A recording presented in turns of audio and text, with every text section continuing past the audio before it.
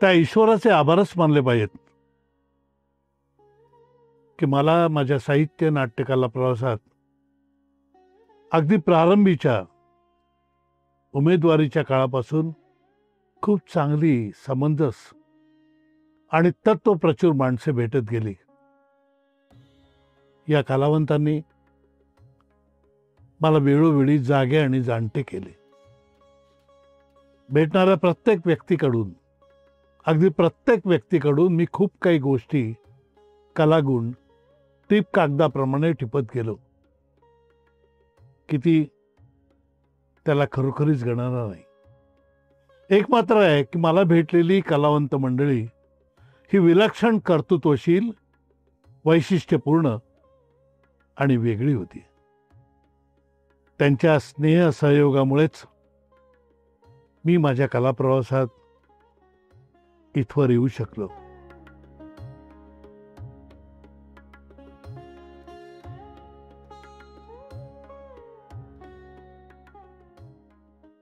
पुणे शहराच्या मध्यवर्ती भागात वाडा संस्कृतीत माझा जन्म झाला. कुलगुरू हरिभाऊ पाटसकर यांचा तो मोठा वाडा होता. भव्य दिंडी दरवाजा, मोठं अंगण आणि त्या वाड्यात 2 विहिरी होत्या. ते दिवस बालपणचे होते.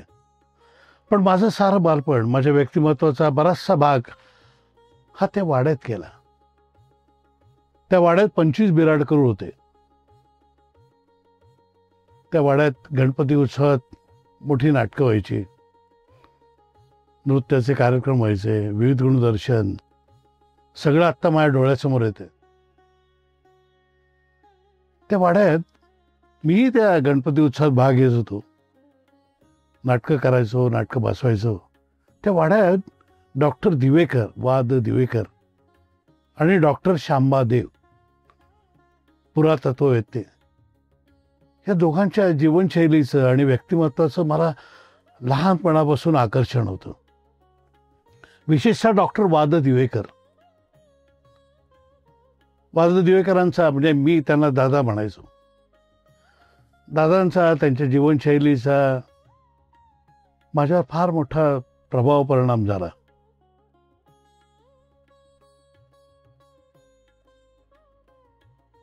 डॉक्टर वाद दिवेकर सत्य शोधण्यासाठी धडपडणारा ज्ञानोपासक. मी तर त्यांना क्रियाशील ज्ञानवंतच म्हणतो. त्यांचं व्यक्तिमत्व, त्यांची जीवनशैली, एकूणच त्यांची जगण्याची पद्धत, शैली, याचा माझ्यावर फार मोठा प्रभाव पडला.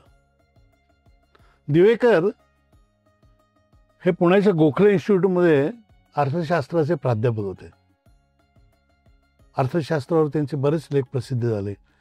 केम्ब्रिज युनिव्हर्सिटीमध्ये, तिथल्या जर्नलमध्ये त्यांचे जवळजवळ 10 लेख प्रसिद्ध झाले. अतिशय विद्वान, प्रज्ञाशील माणूस.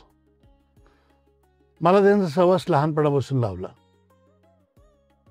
ते उत्तम सतार वाजवायचे. इतकंच नाही, तर भरपूर संगीत ते ऐकायचे. त्यांच्याकडे एक रेकॉर्ड प्लेअर होता. त्याच्यामध्ये पंडित रविशंकर, विलायत खां,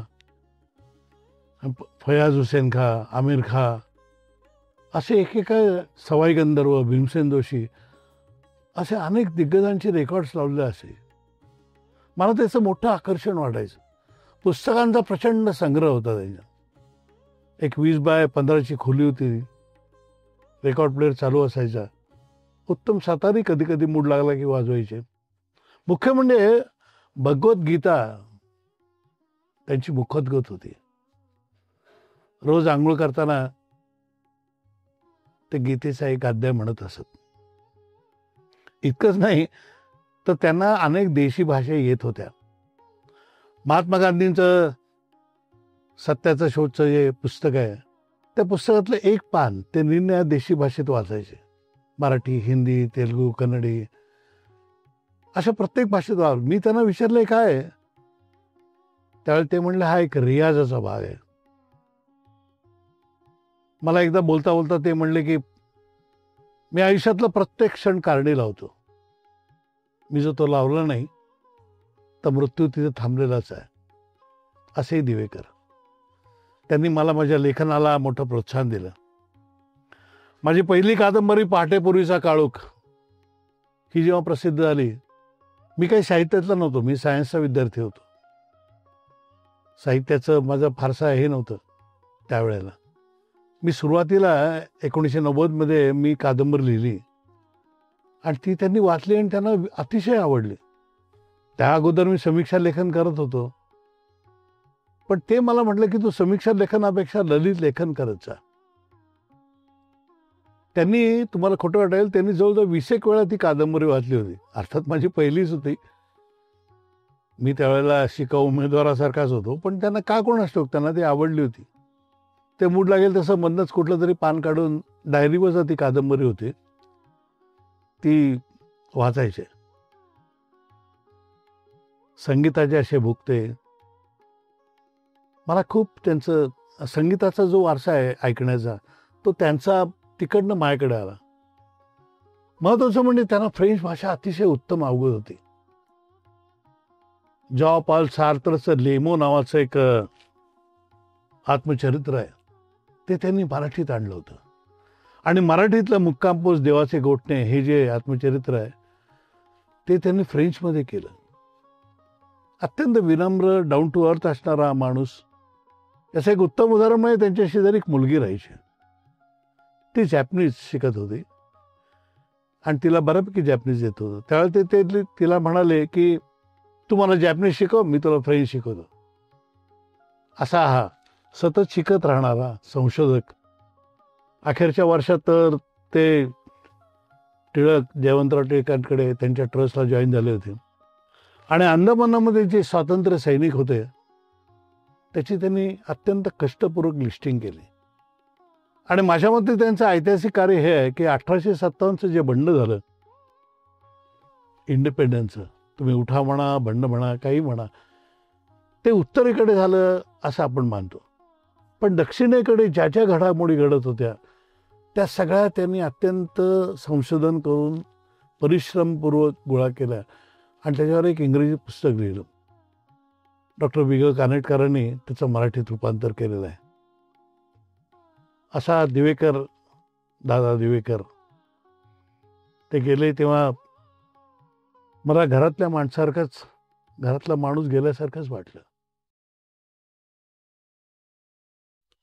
मार्कस ऑरेलियसचं मेडिटेशन नावाचं एक पुस्तक आहे, अफलातून पुस्तक आहे.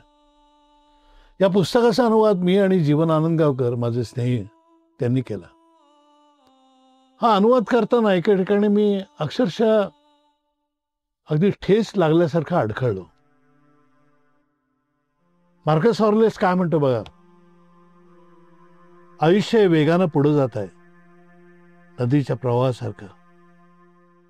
आपलं छोटंसं आयुष्य, या छोट्या आयुष्यात आपल्याला खूप काही कर्तृत्व गाजवायचं आहे. इतकंच नाही, तर आपल्या अस्तित्वाला आपल्याला अर्थही द्यायचा आहे. पुढील पिढींसाठी आदर्शही ठरायचा आहे. आयुष्याच्या गतिमानतेत प्रवाहित होत असताना ज्ञान, कौशल्य, कष्टप्रत्ता, चिकाटी, धैर्य आणि योग्य ठिकाणी नवनव्या कल्पना राबवणे आणि मुख्य म्हणजे स्वतःला जास्तीत जास्त जाणणे, अशा एक ना गोष्टी आपल्याला करायच्या आहेत. तो पुढे असंही म्हणतो की मृत्यू हा सावलीसारखा आपल्या सोबतच आहे. आपल्या हातात फार थोडं आयुष्य आहे आणि असं धरून हातातल्या वेळेचा योग्य आणि उचित वापर आपल्याला करता आला पाहिजे. या प्रवासात आपल्याकडे कमालीचा समजूतदारपणा आणि लवचिकता हवी.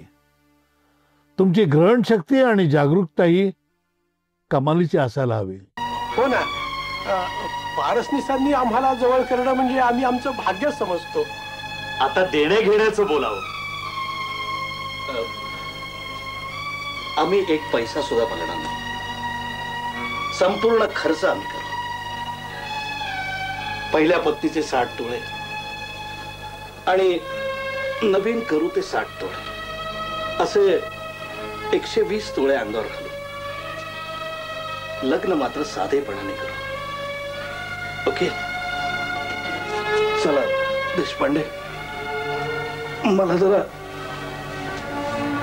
अस्वस्थ होत. 1983 ते 1995 हा माझ्या आयुष्यातील अत्यंत संघर्षशील आणि सृजनशील कालखंड होता.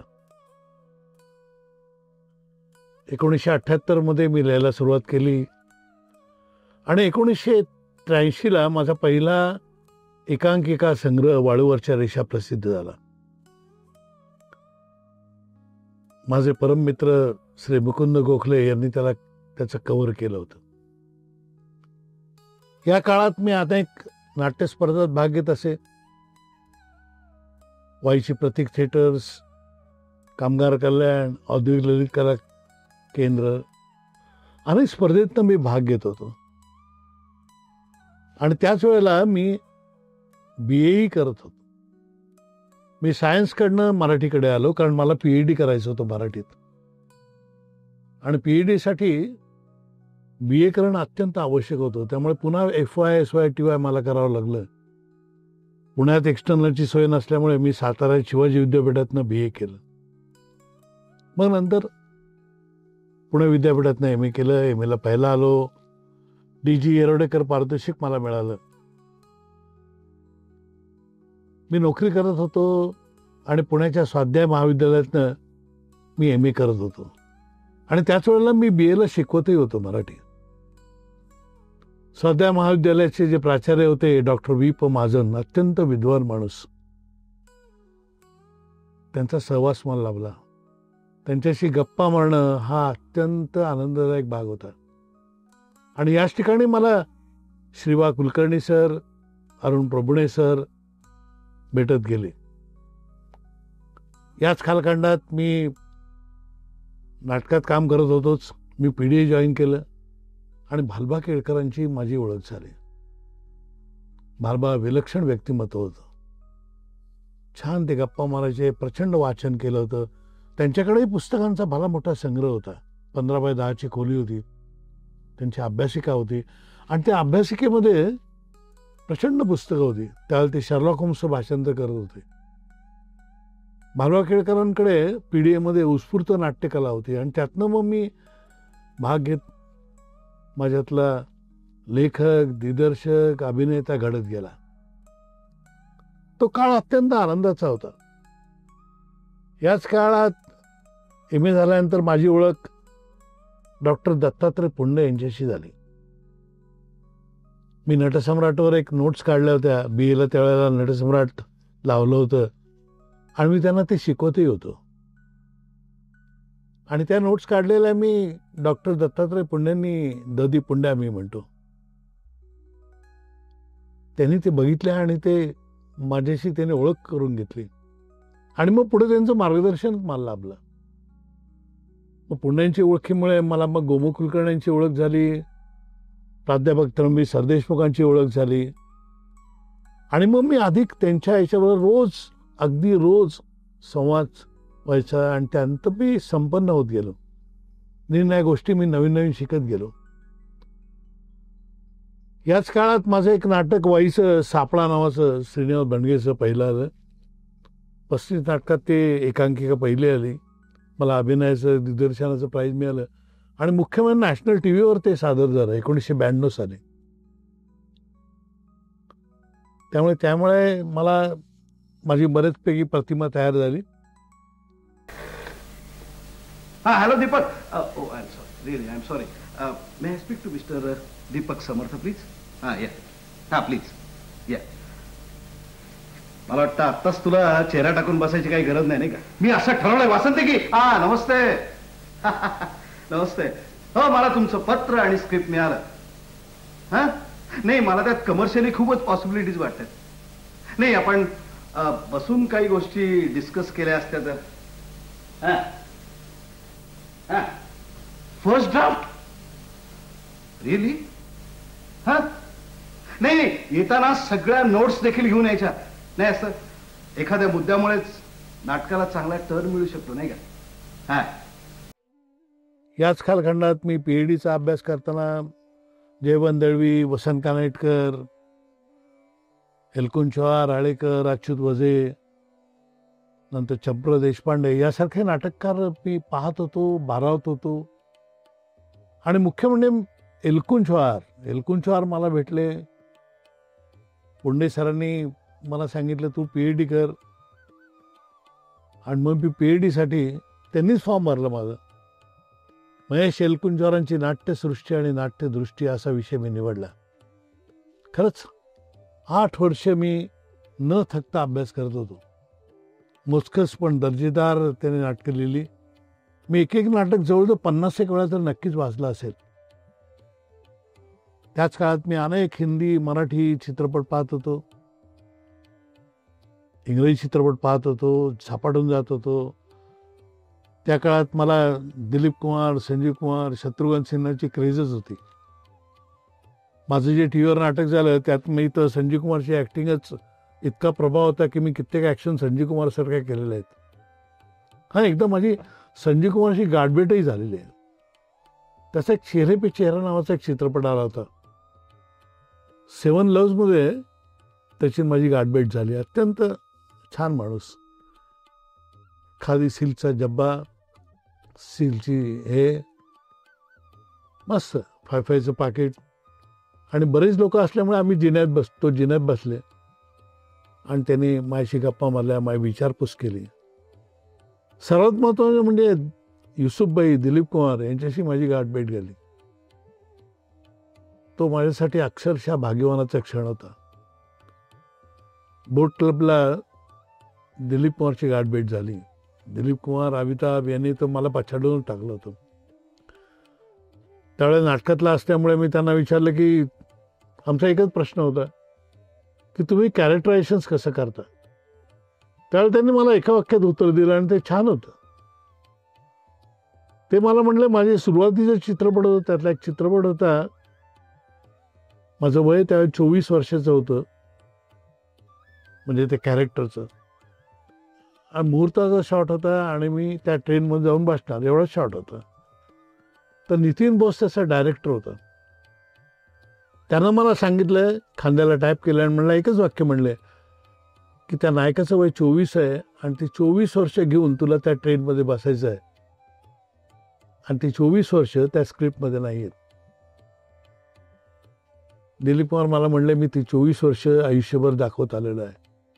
खरंच किती महान माणसं होती. गुलजार भेटले, गुलजारांची ओळख झाली, अनेक सगळ्या थोरा मोठ्यांची ओळखही होत होत्या आणि मी भारावतही होतो. याच काळात मी एक प्रकाशन चालू करण्याचा मूर्खपणाही केला होता.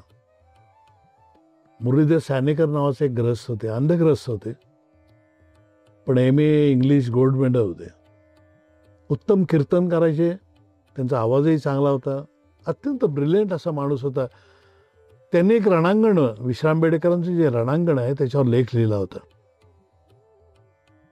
मी त्याच्यावर लेख लिहिला होता. मी तो विश्राम बेडेकरांना पाठवला. त्यांचं मला पत्रही आलं, त्यांना तो आवडलाही. आणि त्यानिमित्त सानेकरांची माझी ओळख झाली. त्यांचं एक सुवर्णाच्या प्रदेशात नावाचं मी पुस्तक प्रकाशित केलं. त्याला तात्यासाहेब विवा शिरवाडकरांची प्रस्तावना आहे आणि त्यांचे बंधू प्राध्यापक केरम शिरवाडकर यांच्या हस्ते त्याचं प्रकाशन झालं. असा तो काळ होता. मी खूप लिहित होतो. सुरुवातीच्या काळात माझे 30-40 लेख सकाळ, केसरी, तरुण भारत, नवभारत मासिक, साहित्यसूची, माझा एलकुंचवारावरचा दीर्घ लेख आणि त्यांची मुलाखत नवभारतमध्ये प्रसिद्ध झालेली होती. असा अतिशय समृद्ध कालखंड होता. आणि मुख्य म्हणजे या कालखंडात मी चाचपडत होतो, लेखन करत होतो, अभिनय करत होतो, दिग्दर्शन करत होतो, सर्व प्रकारच्या चित्रपट पाहत होतो, नाटकं पाहत होतो, झपाटून जात होतो, नवीन नवीन ओळखी करून घेत होतो. त्यावेळेला मला कुठली प्रतिमा नव्हती आणि त्यामुळेच प्रचंड जिज्ञासा आणि कुतूहल यातनं मी शिकत गेलो, वाढत गेलो. आणि आज जो काही आहे तो त्या कालखंडामुळे आहे. त्या कालखंडामध्ये मी अक्षरशः झपाटल्यासारखा, वेड लागल्यासारखा मी वावरत होतो. महेश एलकुंचवार माझ्या आदराचा, आवडीचा आणि चिंतनाचा प्रांत. अत्यंत प्रतिभाशाली, प्रज्ञाशील असा माणूस, स्वच्छ मोकळ्या मनाचा, अचूक त्याचं निरीक्षण शक्ती आहे, अत्यंत प्रगल्भ. त्याची नाट्यसृष्टीचा अभ्यास करताना माझी खरोखरी फॅफ्या उडली होती.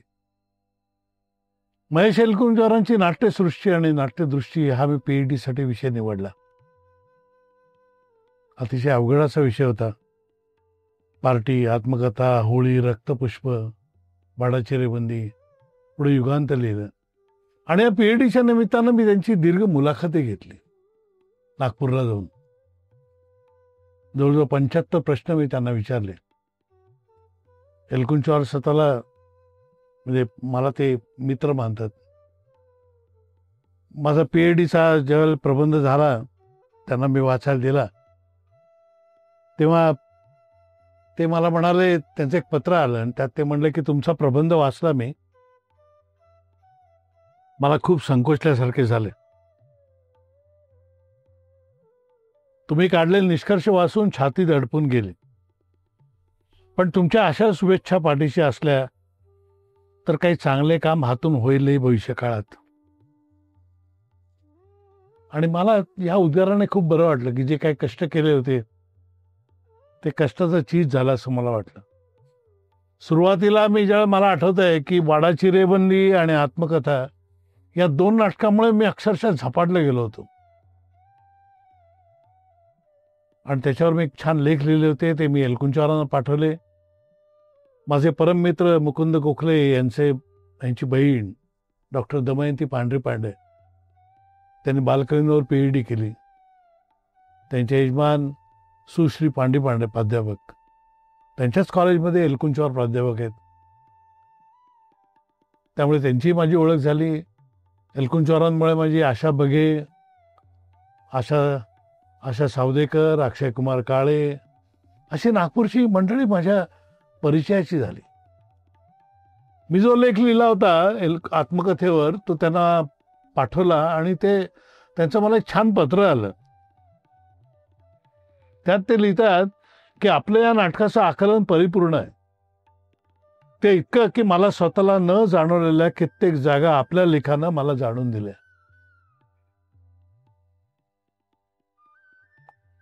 आता प्रश्न असा आहे की त्या एका प्रगल्भ चिंतन मनाने पाहिल्या का आपलं इंटरप्रिटेशन आहे. पण मला तो क्रिएटिव्ह क्रिटिसिझमचा उत्तम उदाहरण वाटतं. आणि क्रिएटिव्ह क्रिटिसिझमची गंमत आणि सौंदर्य यातच आहे की मूळ कलाकृतीबरोबरच ही समीक्षा स्वतःचं सौंदर्य घेऊन येते आणि वाचकाला समृद्ध करत जाते. या पत्राने मी अक्षरशः भारावलो आणि तोपर्यंत माझा मग PhDचा विषय निश्चित झाला. PhD झाल्यानंतर असं वाटायला लागलं आपला प्रवास संपला की काय. त्यावेळेला एलकुंचवार म्हणले नाही आहे, अरे आता तर कुठं हा प्रवास चालू झालाय. मला आयुष्यात नेहमी वाटत आलंय की आपण जो रस्ता निवडलेला असतो किंवा स्वीकारलेला असतो निवडण्यापेक्षा, त्या मार्गाने जाताना त्या रस्त्याची हाक आपण ऐकायला पाहिजे. ती हाक जर आपण ऐकली आणि त्या रस्त्याने आपण पुढे सतत जात राहिलो तर आपल्या पदरी खूप काही पडण्याची शक्यता असते. माझ्या साहित्य नाट्य प्रवासाला जेव्हा 25 वर्ष पूर्ण झाली आणि त्यानिमित्त माझे काही विद्यार्थी, माझे मित्र यांनी एक संदर्भ स्नेह मेळावा घेतला. माझी मुलाखत घेतली गेली आणि या प्रसंगी पांढरी पांड्यांनी मला एक छान पत्र लिहिलं. ते पत्र पाहण्यासारखं आहे, कारण मीच माझ्या प्रवासाविषयी बोलणं योग्य ठरणार नाही. प्राध्यापक सुश्री पांढरी पांडे म्हणतात, आपले वाङ्मयीन कर्तृत्व माझ्या परिचयाचं तर आहेच, परंतु त्यातील गुणवत्तेविषयी माझ्या मनात अपार आदर आणि कौतुक आहे. आपले सखोल आणि चौफेर वाचन, आपल्या समीक्षेतील आस्वादशील तटस्थता आणि आपल्या शैलीचा चोखंदळपणा, तोल, या सर्व गोष्टी मला फार कौतुकास्पद आणि उल्लेखनीय वाटतात. आणखीन असे की वर्तमानाच्या चौकटी ओलांडण्याची आपल्याकडे एक शक्ती आणि प्रतिभा आहे आणि याचा प्रत्यक्ष प्रत्यय जसा आपल्या व्यक्तिगत जीवनात येतो, मिळतो, तसा तो आपल्या वाङ्मयीन निर्मितीतही आढळतो. मुख्य म्हणजे मला आवडलेली गोष्ट म्हणजे आपण वाङ्मयाची सेवा एक जीवननिष्ठा म्हणून बुद्ध्या स्वीकारलेली, हे तर खरंच. पण त्या निर्णयाच्या क्षणीही आपण आपल्या हृदयस्थ संवेदनशीलतेच्या निमंत्रणालाच ओ देत होता, असे मला वाटते. आम्हा उभयतांतर्फे आपलं मनपूर्वक अभिनंदन आणि तुमच्या मेळाव्यास माझ्या शुभेच्छा. आपला श्री पांढरी पांडे. माझ्या नाट्यप्रवासाबद्दल बोलायचं झाल्यास एलकुंचवार तर मला प्रारंभीच भेटले. जयवंत दळवी, वसंत कानेटकर, चंप्र देशपांडे, सतीश आळेकर, अच्युत वझे, चिंद्रम खानोलकर, ही सगळी मंडळी मला त्यांची नाटकं आवडत होती. पिढेमध्ये भालबा केळकर, त्यांच्या उत्स्फूर्त नाट्याविष्कारामुळे मला सहभाग होता आला. त्यामुळे माझ्या आतला अभिनेता, दिग्दर्शक, लेखक जागा झाला. तिथे एक 2 नट होते उत्तम, दिग्दर्शकही होते, अजित सातभाई आणि दिलीप वेंगुर्लेकर. या दोघांची कामं मला फार आवडायची. अजित सातभाई गंभीर प्रवृत्तीची नाटकं त्यांनी केली. त्यांनी एक सिम्फनी नावाचं नाटक केलं होतं, एकांकिका होती, आणि त्यांचा इतका प्रभाव होता माझ्यावर की मी तीच नंतर एका स्पर्धेत केली. दिलीप वेंगुर्लेकर विनोद उत्तम रीतीने सादर करायचा. त्याचं प्रेमातुझा रंगकसामधलं काम हे पाहण्यासारखं होतं. बंडू वशील लावतो, गंगाधर गाडे यांची एकांकिका होती, ती मी त्यांनी केली होती. त्याच काळात श्रीनिवास भंडगे यांचा देखील माझ्या प्रभाव होता. त्यांची सिग्नल, दुहेरी आणि सापळा तर मी टीव्हीवरही केली होती, निर्णय स्पर्धेतही केली होती. त्या काळात मी खूप जवळजवळ 20 एकांकिका केल्या आणि 10 नाटकं केली मोठी. त्यामध्ये बेईमान, अंदरमाल सोबती, मोदी अँड मोदी, अखेरचा सवाल. एकांकिकेमध्ये तेंडुलकरांचं बळी केलं मी, सिग्नल केलं, भंडगेंचं दुहेरी केलं, अस्सी नास्ती केलं, बरंच एकांकिका केलं, तेंडुलकरांची रात्र केली. आज माझ्या 4 संग्रह प्रसिद्ध आहेत. एक वळवरच्या रेषा, काळोखाचे रंग, ह्या एकांकिका संग्रह आहेत. लव, लग्न आणि लिव्ह इन आणि 2 एकांकिका, माघारी आणि 4 एकांकिका, हे म्हणजे एकांकिका संग्रहाची पुस्तक आहेत. आणि मुख्य म्हणजे शोकपर्व नावाचं मी महाभारतावर, उत्तरकालीन युद्धानंतरच्या स्थितिगतीवर आणि नातेसंबंधांवर शोकपर्व नावाचा दीर्घांक लिहिला. सगळ्यात महत्त्वाचं म्हणजे याच काळात मी रेडिओवरही नभोनाट्य मी सादर केली.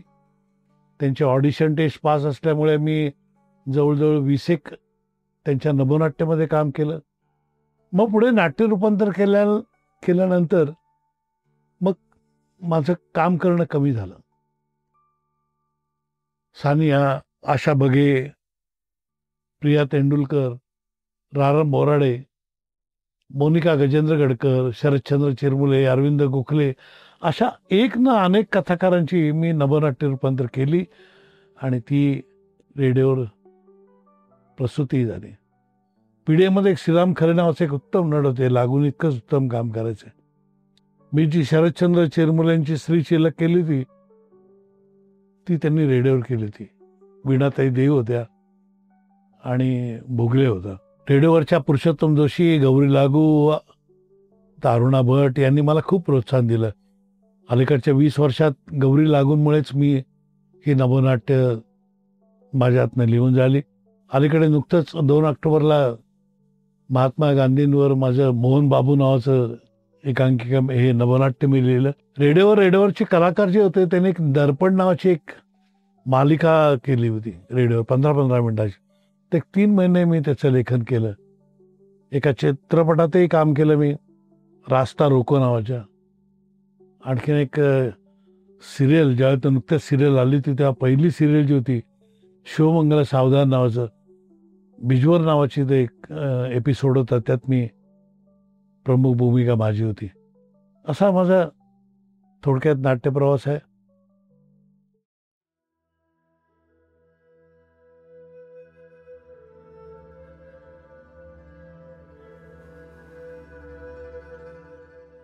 जय कृष्णमूर्तीच्या शिकवणुकीचा परिस्पर्श माझ्या आयुष्याला झाला आणि माझं अवघं जीवनच बदलून गेलं. गेली 30 वर्ष मी त्यांच्या विचारांचा अभ्यास करतोय. अर्थात त्यांची शिकवण मी पूर्णपणे पचवली असं मी म्हणणार नाही. कृष्णमूर्तींच्या शिकवणुकीच्या आरशात मी माझं प्रतिबिंब पाहतो. जीवनातलं सौंदर्य आणि चैतन्य क्षणोक्षणी अनुभवत जगावं कसं याचं अंगुली निर्देशन कृष्णमूर्तीने केलं. कृष्णमूर्ती प्रत्यक्ष जगण्याविषयी बोलतात. ते म्हणतात, अनंतमय शांतता हीच माझी दृष्टी आहे आणि जी सर्व गोष्टींना वैभवशाली बनवते. जिथं शांतता असते तिथंच मुक्तता असते. स्वातंत्र्य ध्यानही तिथंच असतं. जाणीव संपूर्णपणे रीती होणे हा मृत्यूच आहे आणि प्रत्येक दिवशी आपल्याला नव्यानं जगता आलं पाहिजे. Total freedom, mind without measure, choiceless awareness असे शब्दप्रयोग ते करतात. 2004 साली मी फोटोग्राफीकडे वळलो. याला कारण झालं ते मिलिंद डेरेस. त्यांनी माझे, माझ्या मुलाचे, अक्षयचे, डॉक्टर श्रीराम लागू, एलकुंच चौहार यांचे फोटो काढले आणि मी अक्षरशः भारावून गेलो. मी दिग्दर्शन करत होतोच आणि मला आकारातलं सौंदर्य कळत होतं. त्यामुळे मला उगाच असं वाटत होतं की आपल्याला फोटोग्राफी जमण्यासारखी आहे. आणि त्यावेळी मी डिजिटल फोटो घेण्याचा निर्णय घेतला. मला आठवते आईनं तिचं फिक्स डिपॉझिट मोडून मला 35,000 रुपये दिले होते. मी तो कॅमेरा घेतला. एकदा NCPAत गेलेलो असताना गौतम राजक्षांची माझी गाठ पडली. फार उमदा माणूस. त्यांनी जी पोर्ट्रेट काढली किंवा त्यांनी जी काढली ती अक्षरशः मी भारावून गेलो आणि त्यातनं मीही काही पोर्ट्रेट्स काढली. MA मराठी झाल्यानंतर, PhD झाल्यानंतर मी संदर्भ क्लासेसची स्थापना केली. MAला 8 पेपर असतात आणि 8ही पेपरांचे नोट्स मी काढत होतो. माझं वाचन बऱ्यापैकी होतं. लहानपणापासून मला वाचनाची आवड होती.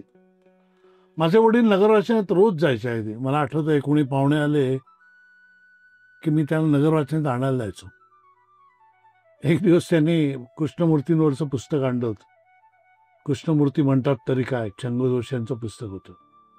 ते जे काय पुस्तक आणायचे ते मी वाचायचो. पुढे मला वाचनाचं वेडच लागलं. इतकं वेड लागलं की मी एवढी पुस्तकं जी जमा केली ती त्या वेडातनं जमा केली. आणि पुस्तकं घेता यावी, संदर्भ ग्रंथ घेता यावे म्हणून मी माझ्या सगळ्या गरजा कमी केल्या. फक्त पुस्तकं. मला पुस्तकांचा प्रचंड नाद आहे. खूप काही वाचावं. गुरुदत्तचं जे अरुण खोपकरांचं पुस्तक आहे त्याचा प्रभाव माझ्यावर खूप आहे. अनेक लेखक, अलीकडे Krishnamurthy, Seneca, Marcus Aurelius, Epictetus, Osho, आपलं संत साहित्य, नंतर समर्थ रामदास, संत तुकाराम, या सगळ्यांचं वाचन माझं झालं आणि त्यांच्यावर मी काही पुस्तकही लिहिली. पुढे माझ्या लक्षात आलं की UPSCला मराठी हा सब्जेक्ट असतो आणि 600 मार्काचं मराठी त्यांना असतं. 300 मार्काचे 2 पेपर्स असतात. मग काही विद्यार्थी ते आले, त्यातनं मग मी अशा नोट्स काढल्या. 2 नोट्स अशा काढल्या 800 पानाच्या. या सगळ्याला आउटलेट दिलं ते गोयल प्रकाशनाचे, जे गोयल एजन्सीचे उमेशभाई गोयल आहेत. 1991 सालापासून त्यांची माझी मैत्री आहे. त्या नोट्स चांगल्या खपल्या, लोकांना आवडल्या, कारण माझं वाचनही बरंच होतं, संदर्भही खूप वाचले होते. त्यामुळे त्याला रिस्पॉन्सही बरा मिळाला, चांगला मिळाला. विशेषतः पुण्याच्या बाहेर नगर, मालेगाव, नाशिक, संगमनेर या ठिकाणून खूप मिळालं. उमेश गोयलमुळे मी खरं तर लिहिता झालो. मी नोट्स लिहिल्या. पुढे त्यांनी प्रकाशन केल्यानंतर प्रकाशनाची त्यांची काही पुस्तकं लिहिली. शर्लॉक होम्सचं मी भाषांतर केलं. त्याच्या कादंबऱ्यांचं पण केलं. पुढे जिम कॉर्बेटही केला मी, रॉबिन शर्मा केला. अशी जवळजवळ 100च्या पेक्षा जास्त, जवळजवळ 170च्या पुढे मी पुस्तकं केली आणि त्यांनी ती छापली. अलीकडे मी अनुवादाकडे वळलो. 101 अनुवाद माझ्या हाती झाले. अर्थात या अनुवादाच्या कार्यामध्ये मला अनेकांचं सहाय्य झालं. फादर अनिलांपासनं दिलीप कोकटे, माजी शिक्षण संचालक श्रीनिवास वैद्य आणि जीवन आनंद गावकर. गेल्या 10 वर्षात मी आणि जीवन गावकर यांनी जवळजवळ 20 संग्रह, 20 चांगली पुस्तकं इंग्रजीतली अनुवाद केले. त्याच्यामध्ये सिनेका होता, एपिक्टेटस होता, रायन हॉलिडे होता. त्या रायन हॉलिडेची 6 पुस्तकं जवळ आम्ही केली. जीवन आनंद गावकर यांच्याबद्दल बोलायचं झालं तर ते एक निवृत्त न्यायाधीश, अत्यंत सेन्सिबल आणि प्रखर बुद्धिमत्तेचा माणूस. ते रोज माझ्याकडे सकाळी शनिवार रविवार सोडून येतात आणि आम्ही 2-1 तास काम करतो. छान मस्त अभ्यास करतो, अनुवाद करतो, साहित्याविषयी गप्पा मारतो. अतिशय कोमल हृदयाचा असा हा माणूस आहे. गेली 10-11 वर्ष आम्ही अनुवाद करतोय. 1989 मध्ये माझं लग्न झालं. माझी आजवर जी काही प्रगती झाली ती लग्नानंतरच झाली. रश्मी सोमण व्हायोलिन वादिका, कलावंत शिक्षिका म्हणून गेली 45 वर्ष ती कार्यरत आहे. उत्तम व्हायोलिन वाजवते. तिनं मला एक सुंदर मुलगा दिला, अक्षय सोमण. तोही उत्तम व्हायोलिन वाजवतो. तोही आईप्रमाणे संगीत अलंकार आहे. त्याची पत्नी राजश्री, तीही अलंकार आहे, IT इंडस्ट्रीत काम करते. अक्षय वयाच्या 3ऱ्या वर्षापासून व्हायोलिन वाजवत आहे. उत्तम व्हायोलिन, सुगम संगीत आणि क्लासिकल संगीत, फ्युजन.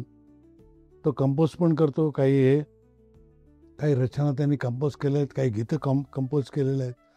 यूट्यूबवर अक्षय सोमण नावानं तुम्ही जर पाहिलं तर तिचे अनेक रचना किंवा गीतं किंवा काही राग, जोग, वियाग तुम्हाला ऐकायला मिळेल. रश्मीनं गुरुकृपा व्हायोलिन आणि संगीतशास्त्र विद्यालय असं विद्यालय चालू केलं. गेले 40 वर्ष ती व्हायोलिनचं विद्यालय चालवत आहे. हे विद्यालय फक्त व्हायोलिन या वाद्यासाठीच कार्यरत आहे. या विद्यालयातर्फे 41 विद्यार्थी हे विशारद झाले आणि 16 हे अलंकार झाले. ह्याच्यापूर्वी मी संगीत ऐकत होतो लग्नापूर्वी, पण ते सगळं फिल्मी संगीत होतं. त्याचं मला वेड होतंच. पण रश्मीशी लग्न झाल्यामुळे आणि अक्षयच्या निर्णय कार्यक्रमामुळे त्यांना मी निवेदन करायचो आणि त्या निवेदनामुळे क्लासिकल संगीत माझ्या परिचयाचं झालं. त्यामुळे हे सगळे दिवेकरांच्या वेळचे जे रेकॉर्ड्स पाहायच्या मी, तर आता ते रेकॉर्ड्समध्ये प्रत्यक्ष मी ऐकायला मिळालं मला. आणि हळूहळू संगीतातली माझी रुची इतकी वाढली की मी रोज संगीत अलीकडे मी मुबारक अली खान पाकिस्तानचा जो आहे त्याचं शास्त्रीय संगीत ऐकतोय. मारवा राग त्याचा, दरबारी कानडा, हे दोन्ही राग ऐकतोय.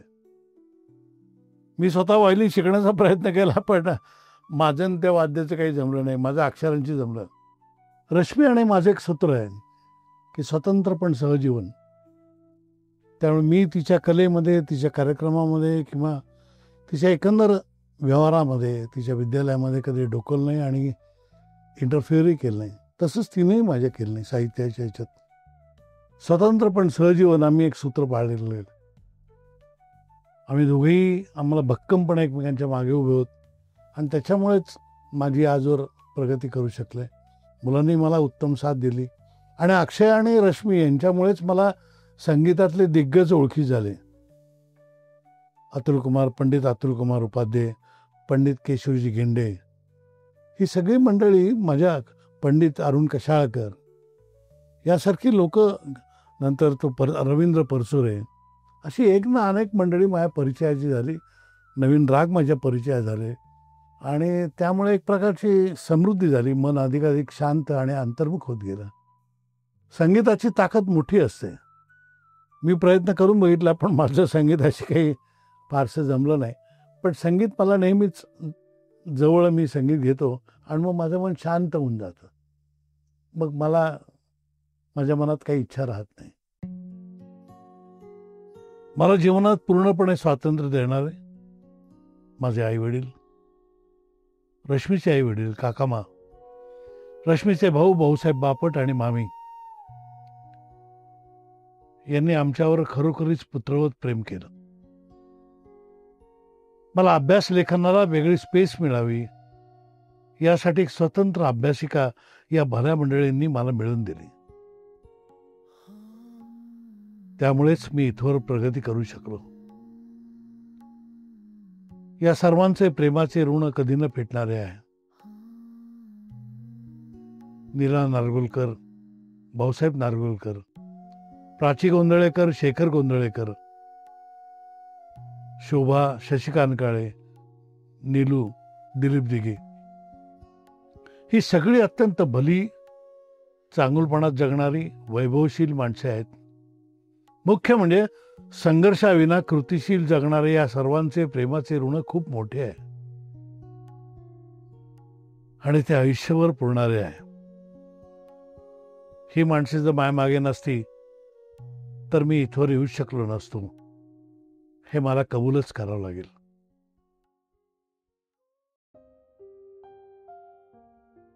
कलाप्रवासात मुक्काम गाठायची अशी कुठलीही जागा नसते.